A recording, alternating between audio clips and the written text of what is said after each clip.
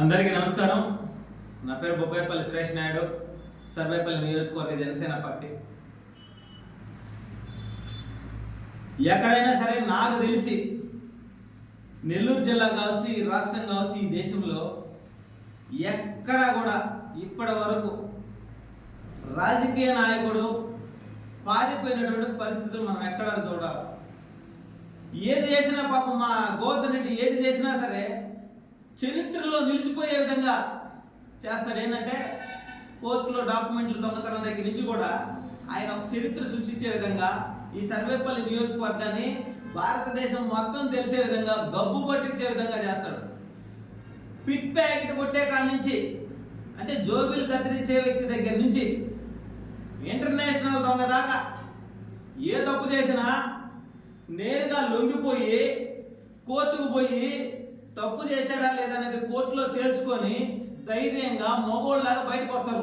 ఏది pick packet కొట్టే వ్యక్తి కాడి నుంచి. అయితే 255 కోట్లు వరదాపురం మైనింగ్లో అవినీతి జరిగింది. ఇది వాస్తవం.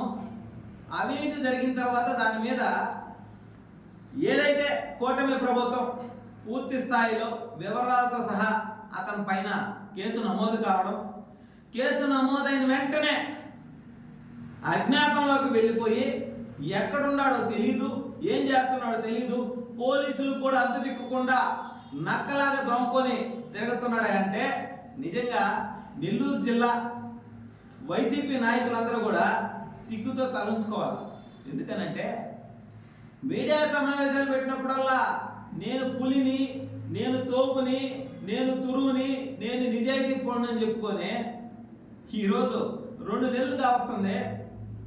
నిజంగా ఇది మాట్లాడాల్సిన విషయం కూడా కాదు. ఎందుకనంటే నేను ఒకటే తెలియజేస్తా ఉన్నా, అయ్యా గోవర్ధన్ రెడ్డి, అయ్యా జగన్ రెడ్డి, మీ పార్టీకి సంబంధించి పాపం నీ గురించి పొగడ్తలతో పొగిడేటువంటి వ్యక్తులందరూ కూడా కూటమి ప్రభుత్వం రాగానే ఒక ఆయనకు గుండె నొప్పి, ఇంకొక ఆయనకు మోషన్స్,